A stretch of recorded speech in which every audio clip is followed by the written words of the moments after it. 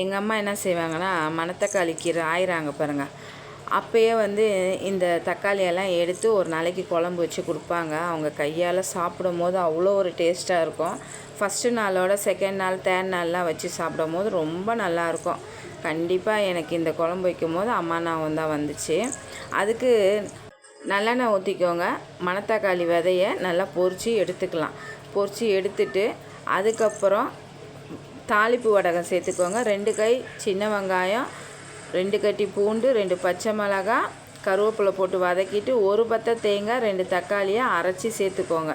நல்லா எண்ணெய் பிரிஞ்சு வந்தோடனே வெறும் மிளகாத்தூள் 1 ஸ்பூன் குழம்பு மிளகாத்தூள் போட்டு உப்பு போட்டு நல்லா மிக்ஸ் பண்ணி எண்ணெய் பிரியணும். எண்ணெய் பிரிஞ்சு வந்தோடனே நல்லா ஒரு லெமன் சைஸ் புளியை கரைச்சி சேர்த்துக்கோங்க.